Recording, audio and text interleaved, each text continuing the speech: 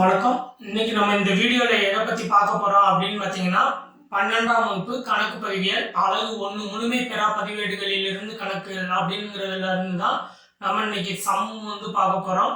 அதுக்கு முன்னாடி நீங்க நம்ம சேனலை சப்ஸ்கிரைப் பண்ணல அப்படின்னீங்கன்னா நம்ம சேனலுக்கு கீழே ரெட் கலர்ல இருக்கக்கூடிய சப்ஸ்கிரைப் பட்டனை பிரஸ் பண்ணிக்கோங்க. கூடவே பெல் பட்டனை கிளிக் பண்ணி ஆல் அப்படிங்கிறத கிளிக் பண்ணுங்க. அப்பதான் நாங்கள் போடுற வீடியோ உங்களுக்கு நோட்டிஃபிகேஷனா வந்துகிட்டே இருக்கும்.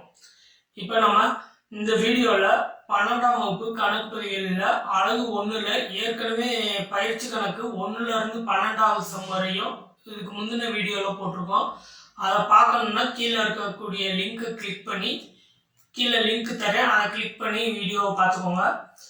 இப்போ இந்த வீடியோவில் நம்ம அதில் இருக்கக்கூடிய 13வது சம்லேருந்து 16வது சம் வரையும் தான் நம்ம இந்த வீடியோவில் பார்க்க போகிறோம். அடுத்த வீடியோவில் அதுக்கு அடுத்த சம்மை பார்க்கலாம். இன்னைக்கு இந்த வீடியோவில் 13வது சம்மில் இருந்து 16வது சம் வரையும் பார்க்க போகிறோம். இது பூராமே உங்களுக்கு பார்த்தீங்க அப்படின்னா 5 மார்க்கில் கேட்கக்கூடிய சம்ஸ் தான். அதனால் கரெக்டாக ஃபாலோ பண்ணிவாங்க. 13வது சம் என்ன அப்படின்னு பார்த்தீங்கன்னா, பின்வரும் விவரங்களில் இருந்து மொத்த விற்பனையை கணக்கிடவும். இதுக்கு முன்னாடி மொத்த கடனாளிகள் கண்டுபிடிச்சோம். அடுத்து கடன் கொள்முதல் கண்டுபிடிச்சோம், மொத்த கொள்முதல் கண்டுபிடிச்சோம்.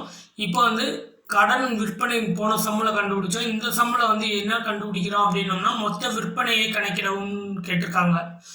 விவரம் கொடுத்துருக்காங்க, அதாவது பர்டிகுலர்ஸ் என்னென்ன அப்படிங்கிறது கொடுத்துருக்காங்க. 2018 ஏப்ரல் 1 அன்று கடனாளிகள், அதாவது தொடக்க கடனாளிகள் எவ்வளவு அப்படின்னா 2,50,000. அடுத்து 2018 ஏப்ரல் 1 அன்று பெறுதற்குரிய மாற்றுச்சீட்டு, தொடக்க பெறுதற்குரிய மாற்றுச்சீட்டு 60,000 கொடுத்துருக்காங்க. கடனாளிகளிடமிருந்து பெற்ற ரொக்கம் 7,25,000 கொடுத்துருக்காங்க. பெறுதற்குரிய மாற்றுச்சீட்டு ரொக்கம் பெற்றது, பெறுதற்குரிய மாற்றுச்சீட்டுக்காக ரொக்கம் பெற்றது எவ்வளவு இருக்குது அப்படின்னா 1,60,000 இருக்குது. வாராக்கடன் 30,000 இருக்குது. அடுத்து க்ளோசிங்கில் பார்த்தீங்க அப்படின்னா பெறுதற்குரிய மாற்றுச்சீட்டு மறுக்கப்பட்டது, பெறுதற்குரிய மாற்றுச்சீட்டு மறுக்கப்பட்டது எவ்வளவு இருக்குது அப்படின்னா 15,000 இருக்குது. உள்திருப்பம் 50,000, அதாவது உள்திருப்பம் அப்படிங்கிறது விற்பனை திருப்பம், விற்பனை திருப்பம் 50,000 கொடுத்துருக்காங்க. 2019 மார்ச் 31 அன்று பெறுதற்குரிய மாற்றுச்சீட்டு அது எவ்வளவு அப்படின்னு பார்த்தீங்கன்னா 90,000 கொடுத்துருக்காங்க. இறுதி பெறுதற்குரிய மாற்றுச்சீட்டு 90,000. 2019 மார்ச் 31 அன்று பற்பல கடனாளிகள், அதாவது இறுதி கடனாளிகள் எவ்வளவு அப்படின்னு பார்த்தீங்கன்னா 2,40,000 கொடுத்துருக்காங்க. ரொக்க விற்பனை 3,15,000 கொடுத்துருக்காங்க. இதை வச்சு நம்ம முதல்ல பெறுதற்குரிய மாற்றுச்சீட்டு கணக்கு ரெடி பண்ணிடுவோம். விவரம் பற்று வரவு போட்டுக்கோங்க, விவரம் போட்டுக்கோங்க. இருப்பு கீழ் கொண்டு வரப்பட்டது, அதாவது ஆரம்ப பெறுதற்குரிய மாற்றுச்சீட்டு இருக்குல்ல, அதை 60,000 ரூபாய் எடுத்து பற்று பக்கம் எழுதிக்கோங்க. அடுத்து ரொக்க கணக்கு, பெறுதற்குரிய மாற்றுச்சீட்டு ரொக்கம் பெற்றதுன்னு சொல்லி இருக்குல்ல, அந்த ரொக்கம் பெற்றதை 1,60,000 எடுத்து வரவு பக்கம் ரொக்க கணக்கு அப்படின்னு சொல்லி போட்டுக்கோங்க. அதாவது இந்த ரொக்க கணக்கு எது அப்படின்னு பார்த்தீங்கன்னா, பெறுதற்குரிய மாற்றுச்சீட்டு ரொக்கம் பெற்றது அப்படின்னு சொல்லி கணக்கில் கொடுத்துருப்பாங்க, அந்த இதை தான் எடுக்கணும். ரொக்கம் பெற்றதுன்னு சொல்லி கொடுத்துருக்கதை எடுக்காதீங்க. கடனாளிகளிடமிருந்து பெற்ற ரொக்கம்னு இருக்கும், அந்த ரொக்கத்தை எடுத்துடாதீங்க. பெறுதற்குரிய மாற்றுச்சீட்டு ரொக்கம் பெற்றதுன்னு இருக்கும், அந்த ரொக்கத்தை ரொக்க கணக்கா அப்படின்னு சொல்லி வரவு செய்து 1,60,000 காட்டிக்கோங்க. அடுத்து கடனாளிகள் கணக்கு, பெறுதற்குரிய மாற்றுச்சீட்டு மறுக்கப்பட்டதுன்னு சொல்லி இருக்குல்ல, அந்த பெறுதற்குரிய மாற்றுச்சீட்டு மறுக்கப்பட்டதை 15,000 வரவு செய்து காமிச்சுக்கோங்க.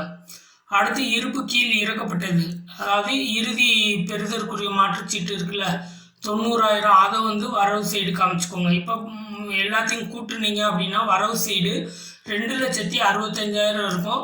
பற்று சைடு வெறும் 60,000 தான் நம்மளுக்கு இருக்கும். அப்போ மிச்சம் இருக்கக்கூடிய 2,05,000 என்ன அப்படின்னு பார்த்தீங்கன்னா, கடனாளிகள் கணக்கு பெறுதற்குரிய மாற்றுச்சீட்டு பெற்றதுன்னு சொல்லி போட்டுக்கோங்க. இந்த கடனாளிகள் கணக்கை தான் நம்ம எங்கே கொண்டுட்டு வர போகிறோம் அப்படின்னா, மொத்த கடனாளிகள் கணக்கில் பெறுதற்குரிய மாற்றுச்சீட்டு அப்படின்னு சொல்லி கொண்டுட்டு வருவோம். சரியா? அப்போ பெறுதற்குரிய மாற்றுச்சீட்டு கடனாளிகள் கணக்குன்னு சொல்லி பேலன்ஸ் எவ்வளோ வருது அப்படின்னா 2,05,000 வருது. அடுத்து மொத்த கடனாளிகள் கணக்கு தயாரிக்கிறோம். மொத்த கடனாளிகள் கணக்கில் முதல்ல அதே மாதிரி பற்று வரவு போட்டுக்கோங்க. பற்று சைடு இருப்பு கீழ் கொண்டு வரப்பட்டது, அதாவது ஆரம்ப கடனாளிகள் இருக்குல்ல, அதை எடுத்து எழுதிக்கோங்க. பற்று சைடு 2,50,000, 2,50,000 போட்டுக்கோங்க. அடுத்து பெறுதற்குரிய மாற்றுச்சீட்டு மறுக்கப்பட்டது. ஏற்கனவே நம்ம கணக்கில் பெறுதற்குரிய மாற்றுச்சீட்டு மறுக்கப்பட்டதுன்னு சொல்லி இருக்குல்ல, அதை 15,000 பற்று சைடு காமிச்சுக்கோங்க. அடுத்து வரவு சைடு ரொக்க கணக்கு, அதாவது கடனாளிகளிடமிருந்து பெற்ற ரொக்கம் அப்படின்னு சொல்லி இருக்கும். அது எவ்வளவு அப்படின்னா 7,25,000. அதை வரவு சைடு காமிச்சுக்கோங்க. அடுத்து வாராக்கடன் கணக்கு, வாராக்கடன் நம்மளுக்கு கணக்கில் கொடுத்துருக்காங்க எவ்வளவு அப்படின்னா 30,000. அடுத்து உள்திருப்பம் நம்மளுக்கு கணக்கில் கொடுத்துருக்காங்க எவ்வளவு அப்படின்னா 50,000 ரூபா. அடுத்து பெறுதற்குரிய மாற்றுச்சீட்டு பெற்றது, இது எங்கே இருக்குது அப்படின்னா நம்ம கண்டுபிடிச்சிருக்கோம்ல பெறுதற்குரிய மாற்றுச்சீட்டு கணக்கு, அதில் வரக்கூடிய பேலன்ஸ் பெறுதற்குரிய மாற்றுச்சீட்டு பெற்றது கடனாளிகள் கணக்கு அப்படின்னு சொல்லி 2,05,000 காட்டியிருப்பீங்க. அதை வரவு சைடு போட்டுக்கோங்க. அடுத்து இருப்பு கீழ் இறக்கப்பட்டது, அதாவது இறுதி கடனாளிகள் நம்மளுக்கு கணக்கில் எவ்வளோ இருக்குது அப்படின்னா 2,40,000 இருக்குது. இப்போ டோட்டல் பண்ணீங்க அப்படின்னா 12,50,000 கிடைக்கும். 12,50,000 நம்மளுக்கு பற்று பக்கம் எவ்வளவு இருக்குது அப்படின்னா 2,60,000 இருக்குது. 12,50,000 2,65,000 கழிச்சிங்க அப்படின்னா நம்மளுக்கு வர்றது கடன் விற்பனை, அதாவது விற்பனை கணக்கு அப்படின்னு சொல்லி பிராக்கெட்டில் கடன் விற்பனைன்னு போட்டு 9,85,000 கடன் விற்பனை நம்ம கண்டுபிடிச்சிருக்கோம். சரியா? இப்போ நம்ம மொத்த விற்பனை கண்டுபிடிக்க போகிறோம். மொத்த விற்பனைக்கு ஃபார்முலா என்ன அப்படின்னு பார்த்தீங்கன்னா ரொக்க விற்பனை ப்ளஸ் கடன் விற்பனை, 2 விற்பனையும் கூட்டுனீங்க அப்படின்னா உங்களுக்கு மொத்த விற்பனை கிடைச்சிரும். இப்போ ரொக்க விற்பனை எவ்வளவு இருக்குது அப்படின்னா 3,15,000 இருக்குது.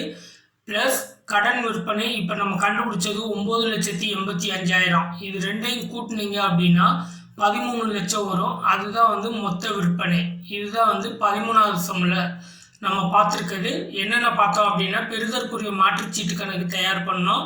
அதில் இருந்து பெறுதற்குரிய மாற்றுச்சீட்டு பெற்றது கண்டுபிடிச்சோம். அந்த பெறுதற்குரிய மாற்றுச்சீட்டு பெற்றதை கடன், அதாவது மொத்த விற்பனை மொத்த கடனாளிகள் கணக்கில் நம்ம என்ன பண்ணோம் அப்படின்னோம்னா வரவு சைடு கொண்டுட்டு வந்தோம்.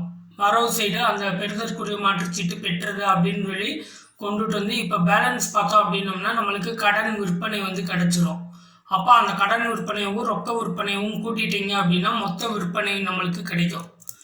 இப்போ 14வது சம் என்ன அப்படின்னு பார்த்தீங்கன்னா பின்வரும் விவரங்களில் இருந்து கடன் கொள்முதலை கணக்கிடவும். கடன் கொள்முதலில் கண்டுபிடிக்க சொல்லியிருக்காங்க. கடன் விற்பனைக்கு நம்ம எப்படி கண்டுபிடிக்கிறோன்னு தெரியும். கடன் விற்பனை கண்டுபிடிக்க மொத்த கடனாளிகள் கணக்கு நம்ம தயார் பண்ணணும். கடன் கொள்முதல் கண்டுபிடிக்கணும் அப்படின்னா மொத்த கடனிந்தோர் கணக்கு தயார் பண்ணணும். இப்போ விவரம் தொகை கொடுத்துருக்காங்க. தொடக்க கடனிந்தோர் 1,70,000 கொடுத்துருக்காங்க. கொள்முதல் திருப்பம் 20,000. கடனிந்தோருக்கு செலுத்தியது 4,50,000 கொடுத்துருக்காங்க. இறுதி கடனிந்தோர் 1,90,000 கொடுத்துருக்காங்க. இதான் நம்மளுக்கு கணக்கில் கொடுத்துருக்குது. இதை வச்சு மொத்த கடனிந்தோர் கணக்கு கண்டுபிடிக்க போகிறோம். ஃபார்மேட் போட்டுக்கோங்க. மொத்த கடனிந்தோர் கணக்கு அப்படின்னு சொல்லி பற்று வரவு போட்டுக்கோங்க. போட்டு பற்று பக்கம் ரொக்க கணக்கு அப்படின்னு சொல்லி போட்டுக்கோங்க. ரொக்கம் செலுத்தியது கடனிந்தோருக்கு செலுத்தியது எவ்வளோ இருக்குது அப்படின்னா 4,50,000 இருக்குது.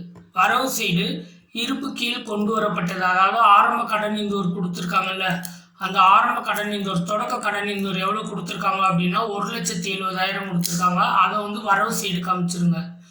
ரொக்க கணக்கு அப்படின்னு சொல்லி பற்று பக்கம் கடனிந்தோருக்கு செலுத்தியது அப்படின்னு சொல்லி கணக்கில் கொடுத்துருப்பாங்க. அதை 4,50,000 பற்று சைடு காமிச்சுக்கோங்க.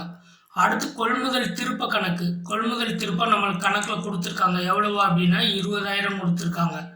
அடுத்து இருப்பு கீழ் இறக்கப்பட்டது இறுதி கடனிந்தோர் எவ்வளோ கொடுத்துருக்காங்க அப்படின்னா 1,90,000 கொடுத்துருக்காங்க.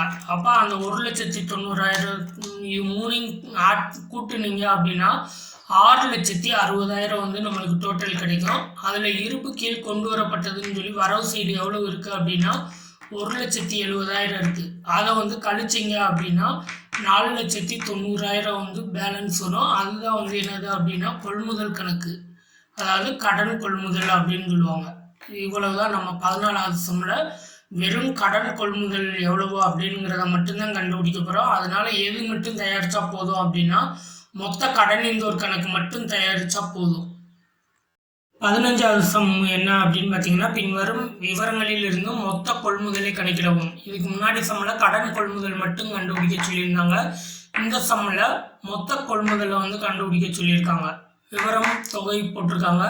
2018 ஜனவரி 1 அன்று பற்பல கடனீந்தோர், அதாவது ஆரம்ப கடனீந்தோர் எவ்வளோ கொடுத்துருக்காங்க அப்படின்னா 30,000 கொடுத்துருக்காங்க. அடுத்து 2018 ஜனவரி 1 அன்று செலுத்தற்குரிய மாற்றுச்சீட்டு, ஆரம்ப செலுத்தற்குரிய மாற்றுச்சீட்டு எவ்வளோ கொடுத்துருக்காங்க அப்படின்னா 25,000 கொடுத்துருக்காங்க. அடுத்து கடனீந்தோருக்கு ரொக்கம் செலுத்தியது, கடனீந்தோருக்கு செலுத்திய ரொக்கம் வந்து எவ்வளவு அப்படின்னு பார்த்தீங்கன்னா 1,20,000. அடுத்து செலுத்தற்குரிய மாற்றுச்சீட்டு செலுத்தியது, செலுத்தற்குரிய மாற்றுச்சீட்டு செலுத்தியது எவ்வளவு அப்படின்னா 30,000 ரூபா செலுத்தியிருக்கோம். அடுத்து கொள்முதல் திருப்பம் 15,000 கொடுத்துருக்காங்க. ரொக்க கொள்முதல் 2,25,000 கொடுத்துருக்காங்க. 2018 டிசம்பர் 31 அன்று பற்பல கடனீந்தோர், அதாவது இறுதி கடனீந்தோர் வந்து கொடுத்துருக்காங்க. எவ்வளவு அப்படின்னா 25,000 கொடுத்துருக்காங்க. அதே மாதிரி 2018 டிசம்பர் 31 அன்று செலுத்தற்குரிய மாற்றுச்சீட்டு, இறுதி செலுத்தற்குரிய மாற்றுச்சீட்டு எவ்வளவு அப்படின்னு பார்த்தீங்கன்னா 20,000 கொடுத்துருக்காங்க. இதான் நம்மளுக்கு கணக்கில் கொடுத்துருக்காது. இதை வச்சு மொத்த கொள்முதல் கண்டுபிடிக்கணும். அதுக்கு முதல்ல வந்து செலுத்தற்குரிய மாற்றுச்சீட்டு கணக்கு வந்து தயார் பண்ணுங்க. செலுத்தற்குரிய மாற்றுச்சீட்டு கணக்குன்னு சொல்லி போட்டு பற்று வரவு போட்டுக்கோங்க. முதல்ல வரவு செய்து இருப்பு கீழ் கொண்டு வரப்பட்டது, அதாவது ஆரம்ப செலுத்தற்குரிய மாற்றுச்சீட்டை வந்து கொண்டுட்டு வந்திருக்காங்க. எவ்வளவு அப்படின்னா 25,000. அடுத்து பற்று பக்கம் ரொக்க கணக்கு, அதாவது செலுத்தற்குரிய மாற்றுச்சீட்டு செலுத்தியது அப்படின்னு சொல்லியிருக்கோம். எவ்வளவு அப்படின்னா 30,000 ரூபா இருக்கும். அதை வந்து பற்று சைடு போட்டுக்கோங்க. அடுத்து இருப்பு கீழ் இறக்கப்பட்டது, அதாவது இறுதி செலுத்தற்குரிய மாற்றுச்சீட்டு வந்து கொடுத்துருப்பாங்க. எவ்வளவு அப்படின்னா 20,000 ரூபா கொடுத்துருக்காங்க. இப்போ டோட்டல் பண்ணீங்க அப்படின்னா 50,000 ரூபா பற்று சைடு வரும், வரவு சைடு 25,000 தான் இருக்கும். அப்போ மிச்சம் இருக்கக்கூடிய பேலன்ஸ் வந்து என்ன அப்படின்னு பார்த்தீங்கன்னா பற்பல கடனீந்தோர் கணக்கு அப்படின்னு சொல்லி செலுத்தற்குரிய மாற்றுச்சீட்டு செலுத்தியது அப்படின்னு சொல்லி போட்டுக்கோங்க. இதுதான் நம்மளுக்கு எங்கே வரும் அப்படின்னு பார்த்தீங்கன்னா மொத்த கடனீந்தோர் கணக்கில் பற்று சைடு நம்ம காமிக்க வேண்டிய அமௌண்ட்டு இதான். இப்போ நம்ம மொத்த கடனீந்தோர் கணக்கு போட்டோம் அப்படின்னோம்னா அதே மாதிரி வரவு சைடு இருப்பு கீழ் கொண்டு வரப்பட்டது அப்படின்னு சொல்லி ஆரம்ப கடனீந்தோர் இருக்குல்ல, அதை வந்து போட்டுக்கோங்க, 30,000 போட்டுக்கோங்க. அடுத்து ரொக்க கணக்கு, கடனீந்தோருக்கு செலுத்திய ரொக்கம்னு சொல்லி இருக்கோம். அது எவ்வளவு அப்படின்னா 1,20,000. அடுத்து கொள்முதல் திருப்ப கணக்கில் கொடுத்துருக்காங்க. எவ்வளவு அப்படின்னா 15,000. அடுத்து செலுத்தற்குரிய மாற்றுச்சீட்டு செலுத்தியது, இப்போ நம்ம செலுத்தற்குரிய மாற்றுச்சீட்டில் கண்டுபிடிச்சோம்ல மிச்சம் இருக்கக்கூடிய பேலன்ஸ் 25,000, அதை வந்து செலுத்தற்குரிய மாற்றுச்சீட்டு செலுத்தியது அப்படின்னு சொல்லி பற்று சைடு 25,000 காமிச்சுக்கோங்க. அடுத்து இருப்பு கீழ் இறக்கப்பட்டது, அதாவது ஆரம்ப இறுதி கடனீந்தோர் வந்து இருக்குல்ல, இறுதி கடனீந்தோர் எவ்வளவு இருக்கு அப்படின்னா 25,000 இருக்கு. அதையும் பற்று சைடு போட்டு இப்போ டோட்டல் பண்ணீங்க அப்படின்னா பற்று சைடு 1,85,000 இருக்கும். ஆனால் வரவு சைடு பார்த்தீங்க அப்படின்னா 30,000 இருக்கும். அப்போ மிச்சம் இருக்கக்கூடிய பேலன்ஸ் தான் என்ன அப்படின்னு பார்த்தீங்கன்னா கொள்முதல், கடன் கொள்முதல் அப்படிங்கிறது எவ்வளவோ அப்படின்னா 1,55,000 வந்து கடன் கொள்முதல் நம்மளுக்கு கிடைச்சிருக்கு. இப்போ மொத்த கொள்முதல் கண்டுபிடிக்க கடன் கொள்முதலையும் ரொக்க கொள்முதலையும் கூட்டிட்டீங்க அப்படின்னா மொத்த கொள்முதல் கிடைச்சிடும். இப்போ ரொக்க கொள்முதல் நம்மளுக்கு கணக்கில் எவ்வளோ கொடுத்துருக்காங்க அப்படின்னா 2,25,000 கொடுத்துருக்காங்க. கடன் கொள்முதல் 1,55,000 கொடுத்துருக்காங்க. இப்போ ரெண்டையும் கூட்டினீங்க அப்படின்னா 3,80,000 அப்படிங்கிறது தான் மொத்த கொள்முதல். மொத்த கொள்முதல் வந்து நம்மளுக்கு 3,80,000 வந்து கிடைக்குது. இந்த அடுத்து 16வது சம்மில் என்ன அப்படின்னு பார்த்தீங்கன்னா பின்வரும் விவரங்களில் இருந்து மொத்த கடனாளிகள் கணக்கு, மொத்த கடனீந்தோர் கணக்கு, பெறுதற்குரிய மாற்றுச்சீட்டு கணக்கு மற்றும் செலுத்தற்குரிய மாற்றுச்சீட்டு கணக்கு தயாரித்து மொத்த விற்பனை மற்றும் மொத்த கொள்முதல் கணக்கிடவும். இதுவரை நம்ம என்ன பண்ணோம் அப்படின்னோம்னா ஒவ்வொன்றையும் தனித்தனியாக பார்த்துக்கிட்டு இருந்தோம். இப்போ வந்து எல்லாத்தையுமே ஒரே சம்மில் கொண்டுட்டு வந்து பார்க்க சொல்கிறாங்க. பாருங்கள், விவரம் தொகை 2018 ஏப்ரல் 1 அன்று இருப்புகள், அதாவது ஆரம்ப இருப்புகள் கொடுத்துருக்காங்க. பற்பல கடனாளிகள் எவ்வளவு அப்படின்னா 2,40,000 கொடுத்துருக்காங்க. பெறுதற்குரிய மாற்றுச்சீட்டு 30,000 கொடுத்துருக்காங்க. பற்பல கடனீந்தோர் 1,20,000 கொடுத்துருக்காங்க. செலுத்தற்குரிய மாற்றுச்சீட்டு 10,000 கொடுத்துருக்காங்க. இது எல்லாமே வந்து ஓப்பனிங், அதாவது ஆரம்பத்தில் கொடுத்துருக்கக்கூடிய இருப்புகள், தொடக்க இருப்புகள் அப்படின்னு சொல்லுவோம். அடுத்து பிற தகவல்கள். பிற தகவல்கள்ல என்ன இருக்கு அப்படின்னு பார்த்தீங்கன்னா கடனாளிகளிடமிருந்து பெற்ற ரொக்கம். கடனாளிகளிடமிருந்து பெற்ற ரொக்கம் எவ்வளவு அப்படின்னா 6 லட்சம் ரூபா. அடுத்து வாடிக்கையாளருக்கு அளித்த தள்ளுபடி. அளித்த தள்ளுபடி எவ்வளவு இருக்கு அப்படின்னா 25,000 இருக்கு. அடுத்து கடனீந்தோருக்கு அளித்த ரொக்கம். கடனீந்தோருக்கு அளித்த ரொக்கம் எவ்வளவு அப்படின்னா 3,20,000. சரக்கு அளித்தோரால் அளிக்கப்பட்ட தள்ளுபடி. அளிக்கப்பட்ட தள்ளுபடி எவ்வளவு அப்படின்னு பார்த்தீங்கன்னா 10,000 ரூபா இருக்கு. அடுத்து என்ன இருக்கு அப்படின்னு பார்த்தீங்கன்னா 2019 மார்ச் 31 அன்று இருப்புகள், அதாவது இறுதி இருப்புகள் வந்து கொடுத்துருக்காங்க. என்ன அப்படின்னு பார்த்தீங்கன்னா பற்பல கடனாளிகள் எவ்வளவு அப்படின்னா 2,20,000. பெறுதற்குரிய மாற்றுச்சீட்டு எவ்வளவு அப்படின்னா 8,000. பற்பல கடனீந்தோர் வந்து 1,50,000. செலுத்தற்குரிய மாற்றுச்சீட்டு 20,000 கொடுத்துருக்காங்க. அடுத்து செலுத்தற்குரிய மாற்றுச்சீட்டு செலுத்தியது எவ்வளவு அப்படின்னா 30,000 கொடுத்துருக்காங்க. பெறுதற்குரிய மாற்றுச்சீட்டுக்காக ரொக்கம் பெற்றது எவ்வளவு அப்படின்னு பார்த்தீங்கன்னா 60,000 கொடுத்துருக்காங்க. பெறுதற்குரிய மாற்றுச்சீட்டு மறுக்கப்பட்டது அது எவ்வளவு அப்படின்னு பார்த்தீங்கன்னா 4,000 ரூபா கொடுத்துருக்காங்க. வாராக்கடன் வந்து 16,000 கொடுத்துருக்காங்க. இவ்வளவு தான் கொடுத்துருக்காங்க. இதை வச்சு நம்ம சம்மு செய்ய போகிறோம். முதல்ல வந்து பெறுதற்குரிய மாற்றுச்சீட்டு கணக்கு வந்து தயார் பண்ணிக்கோங்க. அதில் வந்து முதல்ல வந்து பற்று வரவு போட்டுக்கோங்க. பற்று சைடு இருப்பு கீழ் கொண்டு வரப்பட்டது அப்படின்னு சொல்லி ஆரம்ப பெறுதற்குரிய மாற்றுச்சீட்டு, தொடக்க பெறுதற்குரிய மாற்றுச்சீட்டு இருக்குல்ல எவ்வளவு அப்படின்னு பார்த்தீங்கன்னா 30,000 ரூபா. அதை வந்து பற்று சைடு காமிச்சுக்கோங்க. அடுத்து ரொக்க கணக்கு பெற்றது, அதாவது பெறுதற்குரிய மாற்றுச்சீட்டு பெற்றது அப்படின்னு சொல்லி கணக்கில் கொடுத்துருப்பாங்க. எவ்வளவு அப்படின்னா 60,000 ரூபா. அதை வந்து வரவு சைடு காமிச்சுக்கோங்க. அடுத்து கடனாளிகள் கணக்கு. பெறுதற்குரிய மாற்றுச்சீட்டு மறுக்கப்பட்டது அப்படின்னு சொல்லி கணக்கில் இருக்குல்ல, அதை வந்து ஒரு 4,000 ரூபாயை வந்து வரவு சைடு காமிச்சுக்கோங்க. அடுத்து இருப்பு கீழ் இறக்கப்பட்டது. இறுதி பெறுதற்குரிய மாற்றுச்சீட்டு எவ்வளவு இருக்கு அப்படின்னா 8,000 ரூபா இருக்கு. இப்போ வரவு சைடு கூட்டுனீங்க அப்படின்னா 72,000 வரும். ஆனால் பற்று சைடு நம்மளுக்கு இருக்கிறது வெறும் 30,000 தான் இருக்கு. அப்போ ரெண்டுக்குள்ள பேலன்ஸ் வந்து உங்களுக்கு 42,000 என்ன அப்படின்னு பார்த்தீங்கன்னா பற்பல கடனாளிகள் கணக்கு அப்படின்னு சொல்லி ப்ராக்கெட்டில் பெறுதற்குரிய மாற்றுச்சீட்டு பெற்றது அப்படின்னு சொல்லி காமிச்சிருங்க. அடுத்து வந்து நம்ம மொத்த கடனாளிகள் கணக்கு வந்து தயாரிக்க போகிறோம். மொத்த கடனாளிகள் கணக்குலையும் அதே மாதிரி பற்று சைடு இருப்பு கீழ் கொண்டு வரப்பட்டது அப்படின்னு சொல்லி தொடக்க கடனாளிகளை வந்து கொண்டுட்டு வந்துருங்க. எவ்வளவு அப்படின்னா 2,40,000. அடுத்து பெறுதற்குரிய மாற்றுச்சீட்டு மறுக்கப்பட்டது அப்படின்னு சொல்லி பற்று சைடு ஒரு 4,000 ரூபா கணக்கில் கொண்டுட்டு வாங்க. மேலே கணக்கில் வந்து கொடுத்துருப்பாங்க பெறுதற்குரிய மாற்றுச்சீட்டு மறுக்கப்பட்டது அப்படின்னு சொல்லி கொடுத்துருப்பாங்க. அது ஒரு 4,000 பற்று பக்கம் காமிச்சிருங்க. அடுத்து வரவு பக்கம் ரொக்க கணக்கு, அதாவது கடனாளிகளிடம் இருந்து பெற்ற ரொக்கம் அப்படின்னு சொல்லியிருக்கோம். எவ்வளவு அப்படின்னு பார்த்தீங்கன்னா 6 லட்சம் ரூபா இருக்குது. வாராக்கடன் வந்து ஒரு 16,000 ரூபா இருக்குது. அதையும் வரவு சைடு போட்டுக்கோங்க. அடுத்து பெறுதற்குரிய மாற்றுச்சீட்டு பெற்றது, அதாவது பெறுதற்குரிய மாற்றுச்சீட்டு கணக்கில் பேலன்ஸ் வந்துச்சுல, அந்த தொகையை எடுத்து மொத்த கடனாளிகள் கணக்கில் வரவு சைடு 42,000 காமிச்சிருங்க. அடுத்து நம்மளுக்கு பெற்ற தள்ளுபடி வந்து இருக்குது. பெற்ற தள்ளுபடி எவ்வளவு அப்படின்னா 25,000 இருக்குது. 25,000 போட்டுக்கோங்க. அடுத்து இருப்பு கீழ் இறக்கப்பட்டது, அதாவது இறுதி கடனாளிகள் வந்து நம்மளுக்கு கணக்கில் கொடுத்துருக்காங்க. எவ்வளவு அப்படின்னா 2,20,000 கொடுத்துருக்காங்க. அதையும் போட்டு மொத்தம் வரவு சைடு டோட்டல் பார்த்தீங்க அப்படின்னா 9,03,000 இருக்குது. இப்போ இந்த 9,03,000ல் பற்று பக்கம் இருக்கக்கூடிய 2,44,000 கழிச்சிங்க அப்படின்னா 6,59,000 பேலன்ஸ் வரும். அதுதான் வந்து என்ன அப்படின்னு பார்த்தீங்கன்னா கடன் விற்பனை. சரியா? அப்போ கடன் விற்பனை 6,59,000 கிடைச்சிருக்கு. இப்போ மொத்த விற்பனை கண்டுபிடிக்க ரொக்க விற்பனை ப்ளஸ் கடன் விற்பனை. ரொக்க விற்பனை நம்மளுக்கு கொடுத்துருக்காங்களா அப்படின்னு பார்த்தீங்கன்னா இல்லை. அப்போ 0ன்னு போட்டு கடன் விற்பனை எவ்வளோ கண்டுபிடிச்சிருக்கோம் அப்படின்னம்னா 6,59,000. அதை வந்து மொத்த விற்பனை சிக்கல்ட்டு 6,59,000 சொல்லி போட்டு முடிச்சிருங்க. அடுத்து செலுத்தற்குரிய மாற்றுச்சீட்டு கணக்கு வந்து தயார் பண்ணுறோம். செலுத்தற்குரிய மாற்றுச்சீட்டு கணக்கில் வரவு சைடு இருப்பு கீழ் கொண்டு வரப்பட்டது அப்படின்னு சொல்லி ஆரம்ப செலுத்தற்குரிய மாற்றுச்சீட்டை வந்து போட்டுருங்க. தொடக்கத்தை எவ்வளவா அப்படின்னு பார்த்தீங்கன்னா 10,000 ரூபா. அதை வந்து வரவு சைடு காமிச்சிருங்க. அடுத்து பற்று சைடு ரொக்க கணக்கு, அதாவது செலுத்தற்குரிய மாற்றுச்சீட்டு செலுத்தியது அப்படின்னு சொல்லி கணக்கில் கொடுத்துருப்பாங்க. அந்த 30,000 எடுத்துக்கோங்க. அடுத்து இருப்பு கீழ் இறக்கப்பட்டது, இறுதி செலுத்தற்குரிய மாற்றுச்சீட்டு எவ்வளவு இருக்குது அப்படின்னா 20,000 இருக்குது.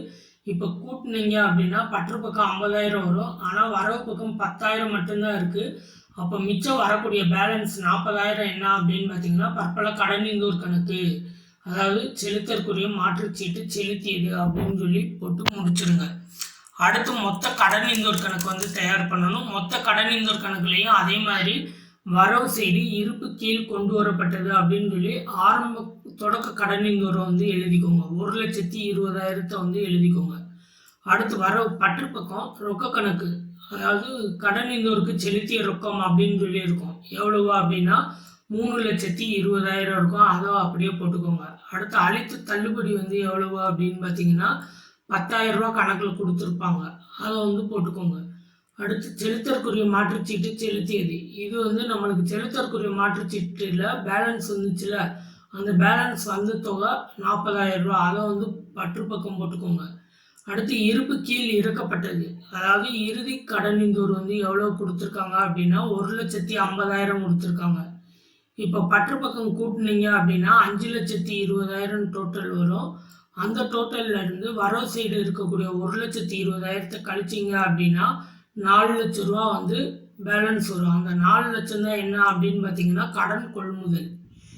சரியா? இப்போ நம்ம என்னென்ன கண்டுபிடிச்சிட்டோம் அப்படின்னோம்னா கடன் கொள்முதல் எல்லாமே வந்து கண்டுபிடிச்சிட்டோம்.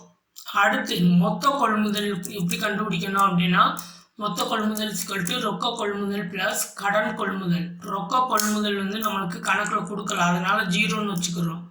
வச்சுட்டு கடன் கொள்முதல் வந்து எவ்வளோ கண்டுபிடிச்சிருக்கோம் அப்படின்னோம்னா 4 லட்சம் ரூபா கண்டுபிடிச்சிருக்கோம். அப்போ ரெண்டையும் கூட்டினோம் அப்படின்னோம்னா 4 லட்சம் தான் வரும். அப்போ அதுதான் வந்து என்னது மொத்த கொள்முதல் 4 லட்சம் அப்படின்னு சொல்லி கணக்கை முடிச்சிருங்க. இதான் வந்து 16வது சம்மு. இதுக்கப்புறம் வர்றதெல்லாம் வந்து கொஞ்சம் 5 மார்க் சம்மு, இம்பார்ட்டன்ட் சம்மு. அதனால் இந்த சம் வரையும் முதல்ல நல்லா தரவு பண்ணுங்க. இது வந்து 16வது சம்மில் நம்ம என்னென்ன கண்டுபிடிச்சிருக்கோம் அப்படின்னோம்னா பெறுதற்குரிய மாற்றுச்சீட்டு கண்டுபிடிச்சிருக்கோம், செலுத்தற்குரிய மாற்றுச்சீட்டு கண்டுபிடிச்சிருக்கோம், மொத்த கடனாளிகள் கணக்கு கண்டுபிடிச்சிருக்கோம், மொத்த கடனிந்தோர் கணக்கு கண்டுபிடிச்சிருக்கோம். அடுத்து வந்து மொத்த கொள்முதல் மொத்த விற்பனை வந்து கண்டுபிடிச்சிருக்கோம். இதான் வந்து இந்த இதில் 16வது சம்மில் நம்ம கண்டுபிடிச்சது. நன்றி.